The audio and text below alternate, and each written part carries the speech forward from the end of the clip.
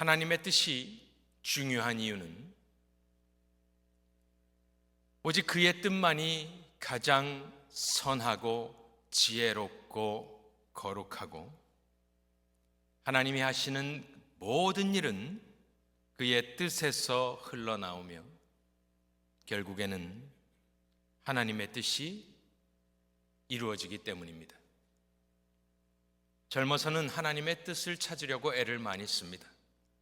그런데 조금씩 나이가 들어가면서 우리는 그 하나님의 뜻 앞에 다 알 수 없지만 머리를 조아리고 겸손하게 되는 것입니다. 요한복음에서도 하나님의 뜻이 이렇게 많이 나오진 않습니다. 그런데 오늘 3번 연속 이 하나님의 뜻, 나를 보내신 이의 뜻이 예수님의 입술을 통하여 나왔기 때문에 우리는 예수님은 하나님의 뜻을 어떻게 알고 사역하셨는가 봐야 할 필요가 있습니다. 예수님은 자기가 왜 자기에게, 당신에게 오는 자들을 결코 내쫓지 아니하겠느냐, 왜냐하면 38절에 내가 하늘에서 내려온 것은 내 뜻을 행하려 함이 아니요 나를 보내신 이의 뜻을 행하려 하기 때문에 나는 내게 오는 자를 결코 내쫓지 아니한다, 이 말씀입니다. 이 말씀을 보면서 생각났던 구절은 요한복음 1장에 세례 요한을 묘사하는 장면입니다. 하나님께로부터 보내심을 받은 사람이 있으니 그의 이름은 요한이라. 그가 증언하러 왔으니 곧 빛에 대하여 증언하고 모든 사람이 자기로 말미암아 믿게 하려 함이라. 얼마나 귀한 사역을 합니까? 그런데 8절에 뭐라고 하냐면은 그는, 세례 요한은 이 빛이 아니요, 일전에 수요 예배 때 한번 설교했던 기억이 있습니다. 굳이 이렇게 말을 안 해도 되는데 그 사람은 빛이, 그 빛이 이 빛이 아니라고 꼭 집어서 정확하게 이야기를 해줍니다. 당신이 이 땅에 내려온 이유, 하늘에서 내려온 것은 단순히 내가 하나님의 일을 하러 왔고 하나님의 뜻을 이루어 드리려고 왔다라고 이야기하지 아니하시고 내 뜻을 행하려 함이 아니요라는 말로 쐐기를 박아서 예수님께서는 우선순위가 무엇인지를 정확하게 부정문을 통하여 이야기해 주는 것입니다. 요한복음 전체에 걸쳐서 예수님이 얼마나 철저히 이렇게 생각하시고 사셨는지 한번 보시면서 나의 삶을 한번 비교해 보시기 바랍니다. 요한복음 4장에서 34절, 예수께서 이르시되 여기는 사마리아 수가성이었습니다. 나의 양식은 나를 보내신 이의 뜻을 행하며 그의 일을 온전히 이루는 이것이니라. 요한복음 5장 30절, 여기는 예루살렘입니다. 내가 아무것도 스스로 할 수 없노라. 듣는 대로 심판하노니 나는 나의 뜻대로 하려 하지 않고 나를 보내신 이의 뜻대로 하려 함으로 내 심판은 의로우니라. 요한복음 8장 29절에 나를 보내신 이가 나와 함께 하시도다. 나를 보내시니 나는 어떻게? 항상 그가 기뻐하시는 일을 행함으로 나를 혼자 두지 아니하셨느니라. 요한복음 12장 50절에 나는 그의 명령이 뭐라고 합니까? 영생인 줄 아노라. 예수님의 답변입니다.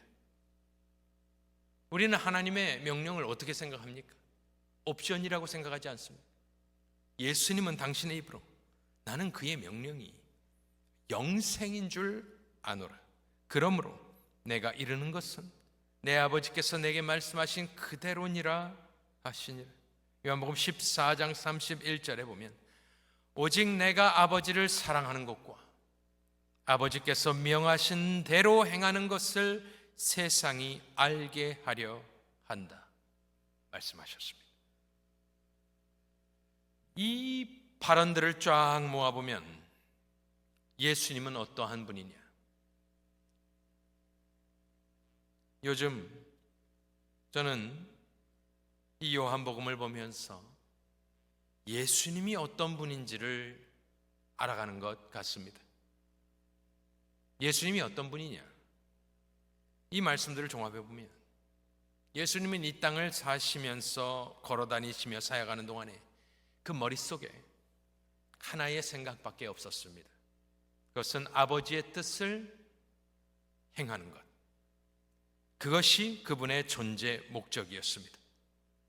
지나가는 예수님을 잡고 예수님 지금 뭐 하러 가십니까? 나 하나님의 뜻을 이루러 간다. 식사, 진지를 드시고 있는데 예수님 뭐 드십니까? 물어보면 나는 지금 하나님의 일을 하기 위해서 밥을 먹고 있다. 찌르면 하나님의 뜻이 그 입에서 나오는 것. 머릿속에 온통 그 분이 생각하셨던 것은 무엇일까? 하나님의 뜻밖에 없는 것입니다. 그렇게 하기 위해서 그가 뭐라 했습니까? 내가 하늘에서 내려온 것은 내 뜻을 행하려 함이 아니요. 완전히 그 머릿속은 당신의 뜻과 생각은 비우고 오직 아버지의 뜻, 나를 보내신 이의 뜻만 생각하며 사셨고 죽으셨고 그 결과 부활하셨습니다. 이것을 바울은 성령의 감동으로 어떻게 묘사하느냐? 빌립보서 2장 6절 이하의 말씀을 다시 보면 그는 근본 하나님의 본체시나 하나님과 동등됨을 취할 것으로 여기지 아니하시고 오히려 자기를 비워 종의 형체를 가지사 사람들과 같이 되셨고 사람의 모양으로 나타나사 자기를 낮추시고 죽기까지 복종하셨으니 곧 십자가에 죽으십니다. 갑자기 딱 그렇게 되는 것이 아닙니다. 이름으로 그렇게 하셨기 때문에 이름으로 하나님이 그를 지극히 높여 모든 이름 위에 뛰어난 이름을 주사 하늘에 있는 자들과 땅에 있는 자들과 땅 아래에 있는 자들로 모든 무릎을 예수 이름에 꿇게 하시고 모든 입으로 예수 그리스도를 주라 시인하여 뭐라고 합니까? 마지막에 결론이 하나님 아버지께 영광을 돌리게 하셨느니라. 하나님의 영광을 돌린다는 말을 쉽게 해서는 안 되는 것이구나.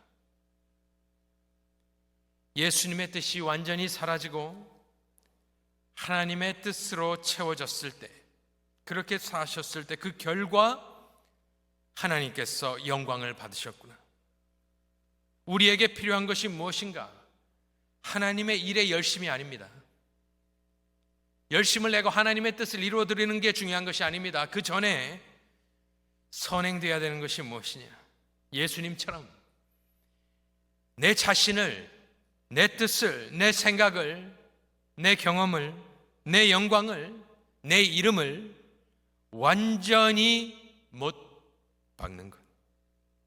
그리하여 내 속에 온전히 하나님의 뜻만 남게 되어지고 성령의 도우심으로 그렇게 살 때에야 비로소 하나님께서 영광을 받으시게 되는 줄로 믿습니다. 그렇게 살면 재미없어서 어떻게 사냐? 하나님만 생각하고 하나님의 뜻만 이루고 사는 인생이 무슨 재미가 있겠는가? 내 인생도 귀한 것이 아니냐? 내 인생을 즐기지도 못하고 그렇게 사는 것은 별 의미가 없다 생각하실 수 있겠습니다. 저는 특별히 드릴 말씀은 없고요. 예수님이 뭐라고 하시는지 한번 들어보십시오. 마태복음 16장 24절에 보면 이에 예수께서 제자들에게 이르시되 누구든지 나를 따라오려거든 시작 전에, 나를 따라오기 전에 네가 나를 쫓고자 하느냐? 그렇다면 뭐라고 하시냐면 자기를 부인하고 자기 십자가를 지고 나를 따를 것이니라. 그것이 예수님의 뜻입니다. 자기를 부인한다는 말은 굉장히 약합니다. 지금 저 부인한다는 말은. 내 원어는 굉장히 더 강합니다. 내 자신을 그렇게 철저히 포기하고 잊어버리고 살 수 있으려면 위로부터 거듭나야 하는 것입니다. 그래야 내 뜻과 생각과 성정이 온전히 바뀌게 되어서 저 말씀을 이루는 것이지 노력한다고 되는 것이 아닙니다. 그것이 요한복음의 말씀 아니겠습니까? 다른 곳에서는 요한복음 12장 25절에는 비슷한 말씀인데 자기의 생명을 사랑하는 자는 잃어버릴 것이요 이 세상에서 자기의 생명을 미워하는 자는 영생하도록 보전하리라. 우리가 알고 있는 예수교, 그리스도교, 교회는 무엇인가? 저 말씀들을 보았을 때 우리가 발견하는 예수님은 훨씬 더 강력합니다. 우리의 위로는 각 사람이 행한 대로 갚아주시는 하나님께 있는 것이고, 하지만 저렇게 산다 했을 때에 저런 삶이 무슨 재미가 있겠는가? 아니죠. 거듭난 사람은 저렇게 살기만을 원하는 그 디자이어가 우리 마음 가운데 있게 됩니다. 저렇게 사는 사람의 유익이 무엇인가 생각해 보면 예수님은 어떻게 사셨는가? 그에게 있어서 유익은 무엇이었는가? 그가 십자가 길을 걸으며 유혹과 고난이 있었습니다. 유혹과 고난을 어떻게 극복할까요? 예수님은 그에게 도전하는 모든 유혹과 난관과 고난을 하나님의 뜻을 생각하며 이겨내셨습니다. 저와 여러분은 어떻게 유혹과 난관을 극복하면서 우리가 당한 경주를 완주하겠습니까? 하나님의 뜻을 생각하면서 이겨내는 것입니다. 요한복음 12장 27절에 보니까 지금 내 마음이 괴로우니 무슨 말을 하리요? 아버지여 나를 구원하여 이때를 면하게 하여 주옵소서. 그러나 내가 이를 위하여 이때에 왔나이다. 너무나 괴로울 때 당신이 어떻게 그것을 극복하였는가? 내가 이때를 위하여 온 것을 하나님의 뜻을 알기 때문에 그는 견딘 것입니다. 겟세마네에서도 예수님은 어떻게 하셨습니까? 조금 나아가서 얼굴을 땅에 대시고 엎드려 기도하여 이르시되 내 아버지여 만일 할만하시거든 이 잔을 내게서 지나가게 하옵소서. 그러나 나의 뜻대로 마시옵고 아버지의 뜻대로 하옵소서 하셨습니다. 원대로지만 저것이 오늘 말씀처럼 뜻과 동일한 말씀입니다. 그래서 우리는 하나님의 뜻을 이루고자 정말 그것만으로 살기를 원하는 사람들의 유익이 있다면 그것은 예수님처럼 인생의 모든 고난과 또한 유혹과 이 모든 것이 우리에게 도전해 올 때 우리는 하나님 아버지의 뜻을 알므로, 하지만 아는 것만으로 되는 것이 아닙니다. 예수님도 알았지만 무엇을 하셨습니까? 기도하셨습니다. 그래서 하나님의 뜻을 아는 것과 그 뜻대로 기도하며 두 날개로 성도는 모든 난관을 극복하게 되는 것입니다. 그래서 예수님은 제자들에게 뭘 하셨느냐? 마태복음 6장 9절에 뭐라고 했습니까? 기도하라 명령하셨습니다. 지식으로 되는 것이 아닙니다. 머릿속에 하나님의 뜻을 채웠다고 되는 것이 아닙니다. 예수님도 극복하시기 위해서 알고 기도하셨습니다. 6장 10절에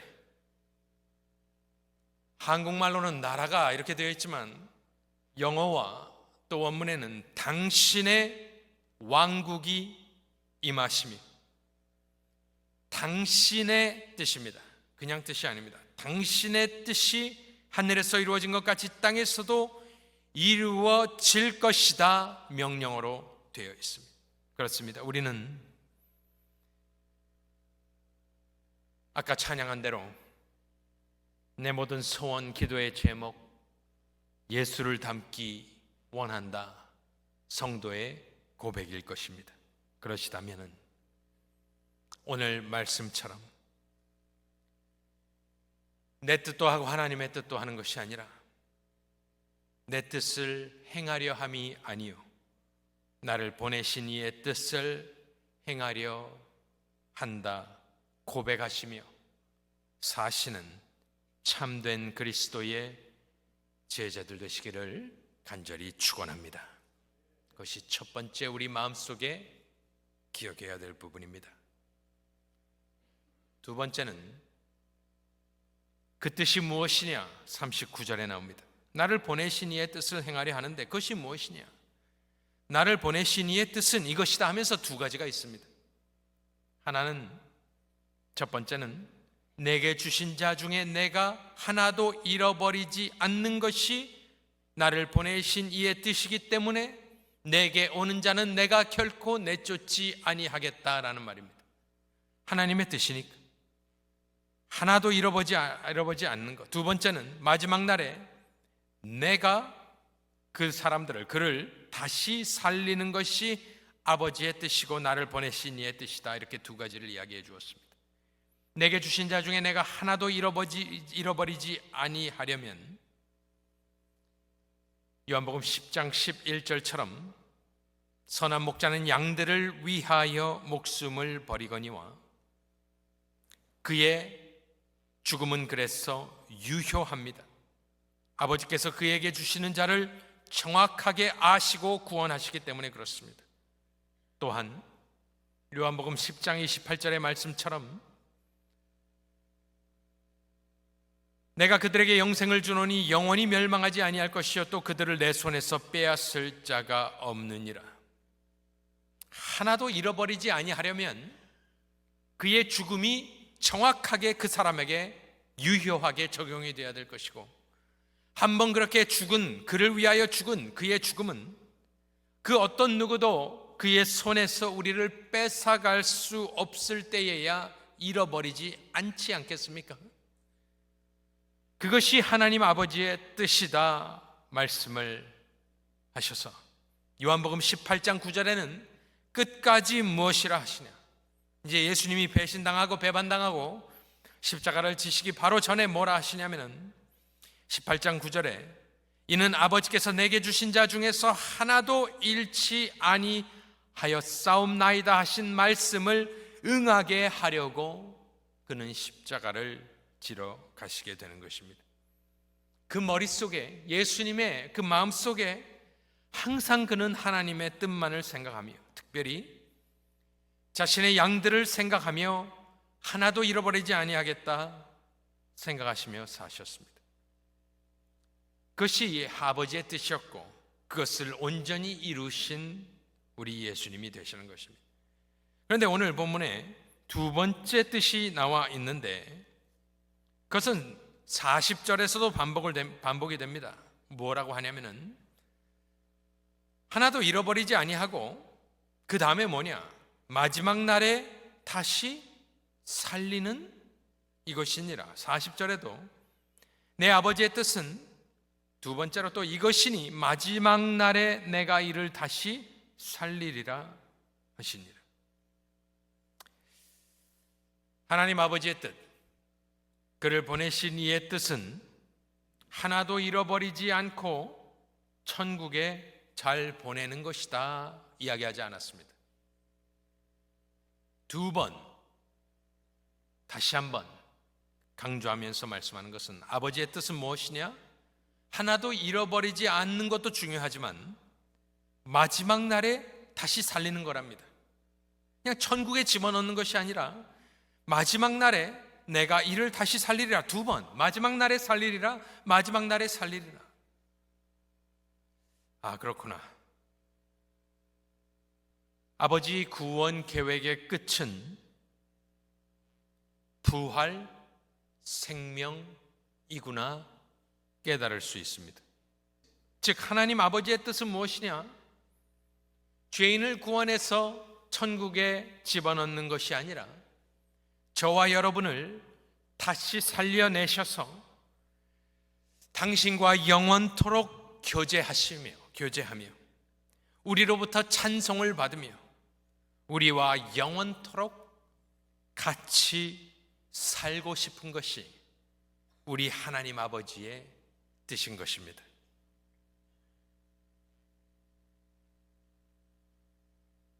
그래서 하나도 잃어버리지 아니하고 다시 살리는 것, 다시 살리리라. 마지막으로 하나님 아버지의 뜻, 하나님의 아버지 뜻의 6장 40절의 초반부에 나오는데 그것은 무엇이냐? 내 아버지의 뜻은 아들을 보고 믿는 자마다 영생을 얻는 이것이다 이야기를 해주셨습니다. 우리도 부모님의 뜻을 이루어드리려고 그분들의 유언을 이어받아 살려고 애쓰지 않습니까? 하지만 하나님의 아버지의 뜻이라면 어떻게 해야 되겠는가? 내 아버지의 뜻은 아들을 보고 믿는 자마다 영생을 얻는 것이다. 그것이 아버지의 뜻이다. 지금 이 말씀은 누구에게 하고 있느냐? 자신을 믿지 않는 자들에게 하고 있는 것입니다. 가버나움 바닷가에서, 하지만 쭉 읽어가다 보면 회당에서 하시던 말씀이 되었다 이야기를 하는데, 아버지의 뜻, 하나님 아버지의 뜻이 무엇이냐? 아들을 보고 믿는 자마다 영생을 얻는 것이다. 이 말을 하면서 그 앞에 다수의 사람들에게 그에게로 가는 길은 활짝 열려 있다. 영생의 길은 활짝 열려 있다. 어려운 것이 아니다. 아들을 보고 믿는 자는, 그 모든 사람은 영생을 얻게 된다. 지금 예수님은 다시 전도하고 초청하면서 자기에게, 아니 아버지께 나아오기를 말씀하고 있는 것입니다. 그러니 예수님의 이 화법과 전도의 법을 가만히 보면 6장 37절에 뭐라 했느냐? 아버지께서 내게 주시는 자는 다 내게로 올 것이다 예정을 이야기하셨습니다. 하지만 그 예정과 더불어 예수님은 내 아버지의 뜻은 아들을 보고 믿는 자마다 되어 있지만 믿는 모든 사람은, 거기에 충돌이 없는 것입니다. 아버지가 정해준 사람만 오게 되어 있지만 나를 보고 아들을 보고 믿는 모든 사람은 영생을 얻을 수 있기 때문에 그 문은 활짝 열려 있다 초청하고 있는 것입니다. 그래서 저와 여러분은 내가 선택받은 자이냐, 내가 예정받은 자이냐 말씀드린 대로 고민할 필요가 없이, 내일로 미룰 필요가 없이 하나님 아버지의 뜻, 당신을 창조하시고 이 땅에 보내서 살아 숨쉬게 하신 그분의 뜻이 무엇이냐? 여러분은 알 수가 없죠. 오직 성경에 게시되어 있는 그 창조주의 뜻은 무엇이냐? 여러분이 가만히 있으면, 그냥 이대로 살다 죽으면 영벌로 들어가기 때문에 아버지의 뜻을 오늘 제가 알려드린다면, 당신을 창조하신 이의 뜻이 바로 아들을, 예수를 보고 믿어 영생을 얻는 것이 창조주의 뜻이니 우리 모두는 그 뜻에 순종하여 아들을 보고 믿어 영생에 이르실 수 있기를 간절히 축원합니다.